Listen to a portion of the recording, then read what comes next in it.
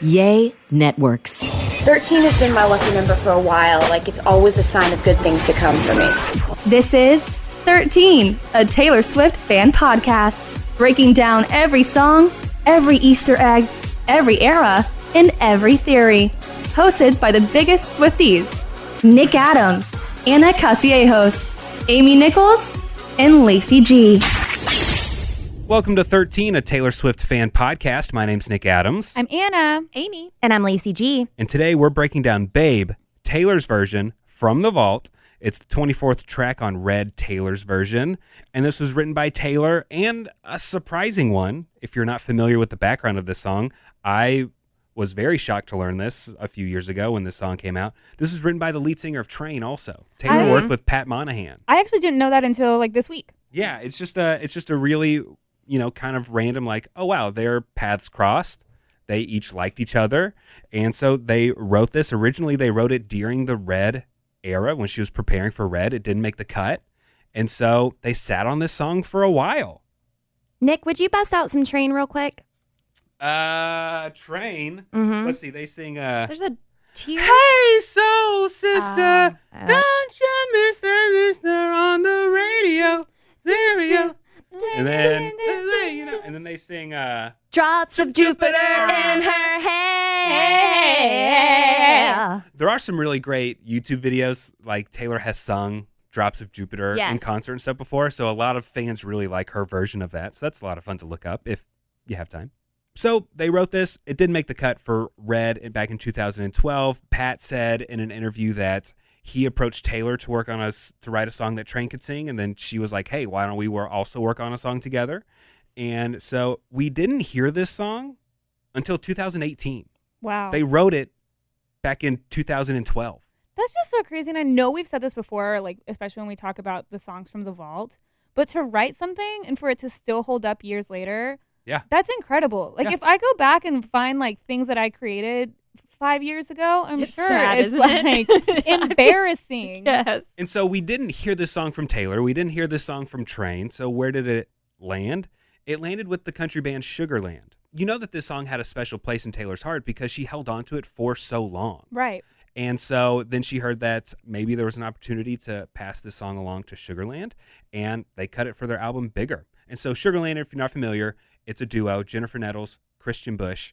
And so here is them talking about how they came across this song. One of the things that made this song so perfect for this album is really our history with Taylor. We really started out at the same time. She just happened to be 15. You know what I'm saying? So she was a fan of what we were doing then. And so to have this sort of come full circle and to see the trajectory and where she has gone since then, which is just, stellar. It started to get around that we were going to be, working together again, that Sugarland was going to come back and do something together again. And when that happened, Scott Borchetta reached out to us and said, Taylor is excited about... Sorry, I should have issued a trigger warning. Yeah. My bad. Sorry. I was just gagged. Ugh. Sugarland is also on Big Machine. Yeah, I was about to ask. The record label. Jennifer Nettles as a solo artist and Sugarland are on Big Machine. So they've had a history with Scott Borchetta too. So sorry about that. Here's just a few more seconds of what they had to say. What you're doing, and she has a song that she would, like for you guys to record or to play or to hear. To consider, all these things. And we're like, okay, we really don't want to mess this up. So, we listened to it and loved it and then wanted to do it in the studio to see what might happen. And luckily, we liked what it was. I know. It came out really fantastic. I would not have known that there's so much inside that song until we actually put it in our hands. And then she loved it, which was then an added bonus, when you play another artist's song, especially for us that we haven't had. We've never before had another artist's song on our record. So it's pretty cool. It's pretty neat that they thought that this was a good song for their big, I don't want to say comeback, but after they hadn't made music together, Sugarland, for a while, they're coming back. So they kind of had their big resurgence with this song. Yeah. And it was a popular song on country radio. And it's crazy because, in 2018, Taylor had moved away from country a little bit. And this was the second country song that she passed along to a country act after she had left country music. So it's just kind of crazy because we just broke down Better Man, that little Big Town sang, which you can go listen to that breakdown. So it's just kind of cool. After she had left country music, she's still making waves in country music. Right. Isn't that crazy? She's unstoppable. Yes. Nick, was it Sugarland who was the featured guest for Taylor's Reputation tour? It was. Whenever we were It there. was. It Okay. was. And that was when I went and bought my t-shirt. I'm not the biggest Sugarland fan. I was That's going to okay. say You that I'm not. I'm just not. the band name's kind of a trigger warning for me, Yeah. just because I think about all I the. think we were just had such high We hopes. had big hopes. Yeah. It was like the last night of the Right. Reputation We tour. knew it was being recorded, Yes. and What who were you expecting? We saw it. We saw the shows in Arlington, Texas. Selena Gomez grew up right Yeah. down the street. Yeah. Maybe it'd be a Selena Gomez That's what appearance. I That'd be thought. cool. I don't know. I don't know who it could have been. Yeah. But, she had a song on Reputation with Ed Sheeran and Future. Maybe it was going to be them. Yeah. But I don't know. But, I like the shirt I got. But I got to say, I absolutely love this song. Did On you Taylor's version. It's incredible. It's one of my favorite songs on the whole album, not just from the vault tracks. It's one of my favorite songs on Red Taylor's version. Did you like it before? I liked it. I couldn't listen to it a lot because I just didn't love Sugarland that much. Yeah.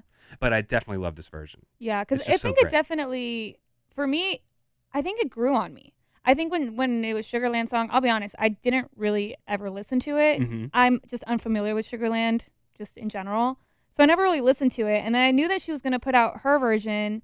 And I don't know, I think we had so many vault tracks on Red.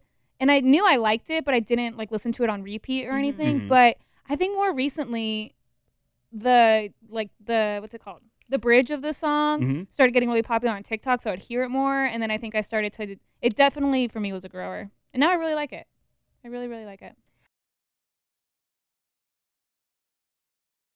I did like watching the Sugarland video and seeing redheaded Taylor. Yeah, it's And pretty I felt cool. like that was giving us kind of all too well short Yeah. film vibes. The music video is good. Mhm. Sugarland's version of the music video, it's Taylor's in like a love triangle almost with Kind of Jennifer like Mad Nettles. Men Yeah. It is. esque. It's Yeah. definitely Mad Men. That's a great way to Mhm. put it.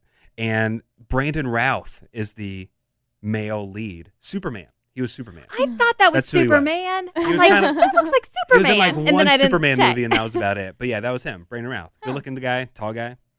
But the music video, Sugarland's music video for this, it is folklore because they have high heels on cobblestones. Mm. There's August on the letter that she's reading later on in the video. There's a mad woman, an illicit affair. I know. How crazy is that? Wow. That's all I got, though. Someone did say that they like to think that Sugarland's version is the wife's point of view and much angrier, while Taylor is the mistress, and hence, what about your promises? Yeah, because that's not on the Promises, Sugarland version, promises. right? Mm-hmm. The promises. And I don't know why, but so it starts and says, promises, 3 times. It says promises. I always sing it twice, and then I'm surprised by the third one. Now that you say that in my head, I probably And then say it promises. and then there's another one. Huh. Okay. But every single time I sing along, it's like How does why she do I fit it stop? in? promises, right? Yeah. Okay. Yeah, I believe you. But also with the music video, they had said that the concept for the video, the idea was Taylor's. It was her idea for the music video. The She story. loves wearing those wigs. She's just giving everybody everything. Here's this fantastic song. Here's this idea for a great music video. Yeah, exactly. Thanks, Taylor. So, obviously, Babe, name of the song. Is babe one of the most intimate things you can call somebody? I mean, I know lover for sure, but most people aren't going to say that. But babe, you would only use that like with your significant. You're not just throwing around babe to everybody, right? Yeah. I do accidentally. Sometimes I call my kids babe just because I say babe to Josh and it just like rolls off the Yeah. tongue. Are y'all babe people? Do y'all say babe? We did it to make fun, and then Then it we stuck. got in the habit. Yeah, and then we just do it now. Oh, which I'm is very not- guilty of the babe. Babe. Really? Mhm. Babe. Babe. We Yeah. don't. Yeah, I'm not a babe. I'm not We're a babe. I don't know. I think it was because I don't like baby. I don't like calling your significant other baby, Or especially daddy. Ew. Like especially with Oogie. like yeah. And in Ryan and I's case, I'm older and I didn't like the idea of him calling me baby. So from the get-go when we started dating, I was like, I don't like that. And maybe babe is just like a close enough to baby that we just don't I do that. We understand call that. each other other nicknames, but not babe. Not babe? Like what other nicknames? We call each other cutie. Cutie. Aw, Mm-hmm. Mm. That's cute. Yeah. It's cute. As often as people say babe to their significant others, we say cutie. Cutie? Yeah. Can Yeah. you bring me a napkin? Yeah. Babe. Yeah. I do have a brother-in-law, Dave. And if we're in the same room together and Josh is calling for one of us, neither one of us know if it's Dave or Babe. They sound way too similar. you're Like me. we both turn our head like, Babe.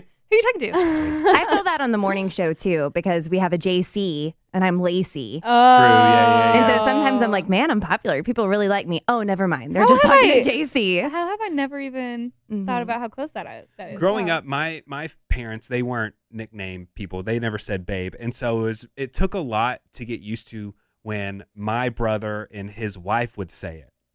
Like, I just didn't grow up in that kind of house. Yeah. And then all of a sudden, my sister-in-law is calling my brother babe. It's It's like, like, ew, what? weird. Babe, pass the salt? What? Babe? Yeah. It's my Hey. brother. What? Gross. I just love it. It's so intimate. It is. It's so very fun and- personal and yes. intimate. And I know that word is overused and it's annoying to other people, but it's just easy. It's a lot easier than calling somebody by name. You're right, babe. Thanks, babe. So someone on Reddit, Maddie B, said, I like to imagine one of her exes called her babe, almost patronizingly. And she shot back with this. Oh, that makes sense. Yeah. I love that. That is something she would do too. Yeah. Mhm. Yeah, she's like being sarcastic with the babe. Yeah. Why would you do that, babe? Babe. Yeah. Babe. Promises. Babe. Yeah. And I hate that because of you, I can't love you, babe. Mm-hmm. Was that It's all in the Maddie? inflection. Maddie B Raps. Do you remember that guy? Why did I? On YouTube. Yeah, yes. That's all I can Like- think about. Do you remember that little kid? I Everybody? do. Okay, Maddie He's B gotta Raps. be like. He's He's got to gotta be, be like 25. 20, right? Like, Maddie B. wow. That, What up, Maddie B? What is it? I feel like I need to take a swig of a cigarette and be like, that's a name I haven't heard in a while. Maddie B. Send us a lobster, Maddie B. What if we find out that Maddie B. Raps is actually a huge fan of this podcast? That'd be That'd be great. awesome. Come on the show, Maddie B. We'll talk to you. Sure. A couple of other comments from Reddit. Someone, quintessential Norm, said, this is so fun. And I love the way she says, babe, almost like an accusation. Wow, nice one, babe. Congrats on ruining everything. And then someone else said, it reminds them of Michael and Jan from the dinner party episode of The Office.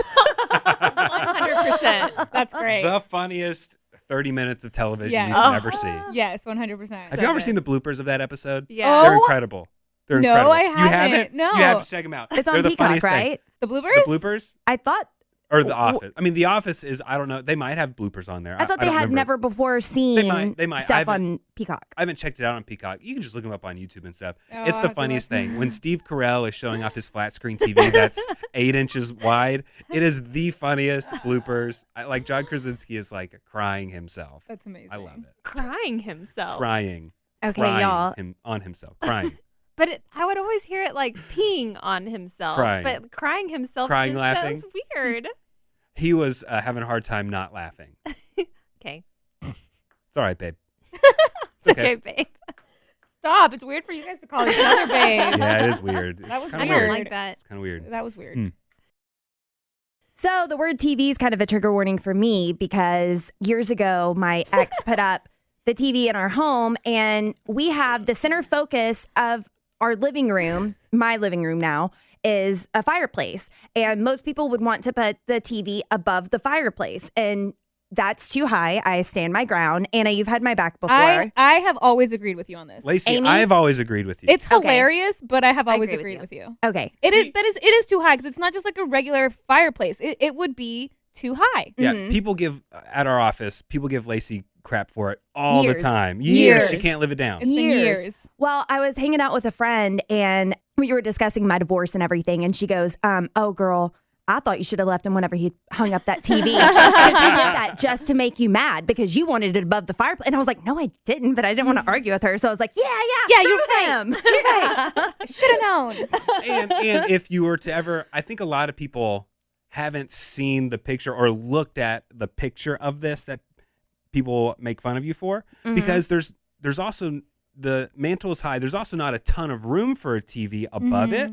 So like you'd have to have a really smaller TV to get above it. So I'm with you, Lacey. Yeah. For and sure. so you put the TV to the side. And I'll be honest with you, the picture that we do have of it where people make fun of you, it's not a picture of the entire wall. Yeah. So it's kind of And the TV stand is pushed away from the wall. So Yeah, there's yeah. like the big space underneath and Yeah. it It looks was a- weird because it wasn't complete. Yeah, it was like mid setup. But so it is everything's funny. still all It cluttered is and out of funny. the way. The best thing about that picture, I guess we can share it at the 13 podcast. The best thing about the picture, though, TV freshly hung up, just plugged in, and it says, "Where are you?"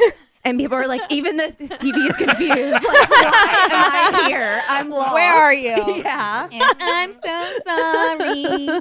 That's funny. Thanks, babe. Should have known. Anything else on this? We didn't talk about who it's about, but I mean, Yeah, it's general. Yeah. It's like it could be a universal experience.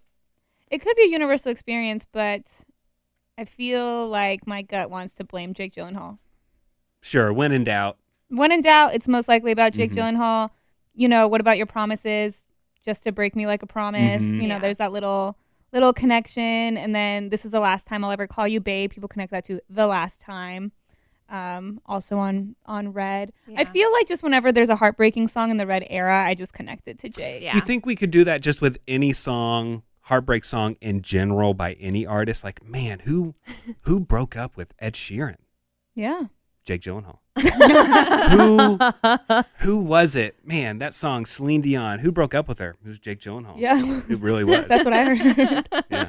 That song about the cheating ex? Jake Gyllenhaal. He never cheated on her.